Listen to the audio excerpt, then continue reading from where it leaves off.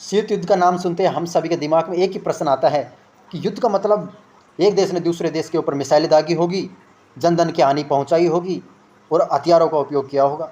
लेकिन इस युद्ध के अंदर ऐसा कुछ भी नहीं है, फिर भी ये युद्ध माना गया और लगभग 40-45 साल तक ये चलता रहा दो देशों के बीच में। अब ये कहाँ चला, कब चला और क्यों चला, इसकी चर्चा हम बहुत ही आसान तरीके से बहुत कम समय में करेंगे। लेकिन उससे पहले हम चर्चा करते हैं बोल्शेविक क्रांति क्या थी और यूएसएसआर की स्थापना क्यों हुई, कहाँ हुई। अब 1917 में रूस के अंदर बोल्शेविक क्रांति का उदय हुआ। यह क्रांति हिंसक रूप धारण कर ली थी। इस समय रूस ने, इसके बाद में रूस ने पहले राजतंत्र हुआ करता था, उसके बाद में तानाशाही अपना तरीका चेंज कर लिया, तानाशाही रूप अपना लिया। इस समय वहाँ के जो तानाशाही थे वो थे व्लादिमीर लेनिन। अब लेनिन की मृत्यु हो जाती है, उसके बाद में नया तानाशाही स्टालिन बनता है। स्टालिन जब तानाशाह था उस समय यूएसएसआर की स्थापना होती है। 1922 में यूएसएसआर की स्थापना होती है। यूएसएसआर का अर्थ होता है union of Soviet socialist republics, मतलब कि सोवियत संघ। रूस और उसके आसपास के कुछ देश मिलकर के यूएसएसआर की स्थापना कर, मतलब यूएसएसआर की स्थापना की। अब इसमें यह था कि समाजवाद को अपना लिया इन्होंने। समाजवाद क्या होता है? समाजवाद तो होता है कि समाज में रहने वाले सभी लोगों को एक साथ आर्थिक और सामाजिक रूप से उठाना, साथ लेकर चलना, कि कोई पिछड़ा वर्ग, मतलब कोई वर्ग है उस पिछड़ा न रह जाए, सभी को साथ लेकर चलना है। सभी का एक सर्वांगीण विकास करने के लिए रूस ने यह तरीका अपनाया और सभी देशों को जो रूस के साथ जुड़े उनको भी उठाना उनका रूस का कर्तव्य था। अब ऐसी स्थिति में यूएसएसआर की स्थापना एक तरफ होगी और रूस दिन प्रतिदिन अपने पड़ोसी देशों को अपने में शामिल करता और यूएसएसआर का विस्तार करने लग गया।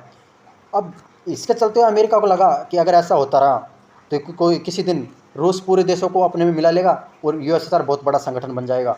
तो अमेरिका अपने आप को बहुत शक्तिशाली बताने वाला देश कैसे शांत रह सकता है। उन्होंने नाटो की स्थापना की और नाटो के अंदर जो देश शामिल होते थे उसका मतलब ये तरीका था कि जो भी देश उसमें शामिल होगा उसकी सभी देश मिलकर मतलब सहायता करेंगे। यदि कोई अन्य देश उस पर आक्रमण कर देता है तो उसको मिलकर लड़ेगी, उसको कोई हानि नहीं पहुंचाने देगी और आर्थिक रूप से भी सहायता करते थे। इस प्रकार उन्होंने नाटो की सहायता की। नाटो में अब तक 31 देश शामिल हो चुके हैं और इसके चलते अब अमेरिका क्या करता है, अब इसको रोकने के लिए अब युद्ध तो नहीं लड़ता, हथियारों का उपयोग तो कर नहीं सकता। तो भाई कोई देश प्रसार कर रहा अपना तो वो अब उसको डायरेक्ट तो रोक नहीं सकते। अब इनडायरेक्ट रूप से इसने क्या किया कि जो देश शामिल होते हैं उस पर प्रेशर मतलब कि उस तो देशों को तोड़ने का प्रयास करते और जहाँ से आयात निर्यात करता यूएसएसआर, वहाँ से उस आयात निर्यात करने वालों को रोकता कि अगर वहाँ पर जो कोई कच्चा माल आपूर्ति नहीं हुई या कुछ वस्तुएं नहीं पहुँचेगी खाने पीने की, तो वह धीरे धीरे परेशान होकर के यूएसएसआर का विघटन हो जाएगा। इस प्रकार उन्होंने वैचारिक युद्ध लड़ा, मतलब जनधन हानि नहीं की। उसने दूसरा तरीका अपनाया, मतलब कि जो व्यापार धंधे थे उनको बंद कराने का प्रयास किया और इसके चलते 1945 से लेकर के 1991 तक शीत युद्ध छिड़ गया। शीत युद्ध में चलता रहा।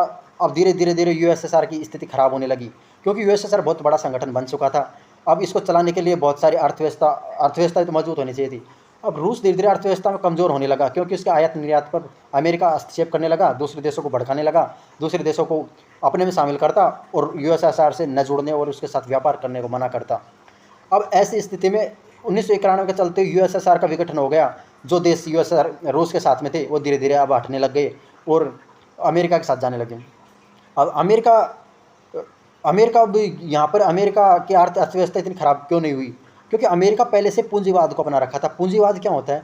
पूंजीवाद होता है कि जहाँ पर उद्योग धंधों को ज़्यादा महत्व दिया जाता है जिस देश में, मतलब कि जहाँ पर जिस देश में व्यापारियों को अधिक मौका दिया जाता है, सरकार ज़्यादा हस्तक्षेप नहीं करती, व्यापारियों को सरकार भी आगे से प्रोत्साहित करती है, उन्हें उद्योग धंधे लगाने तथा बिजनेस करने तथा कुछ लाभ कमाने के लिए प्रेरित करती हैं।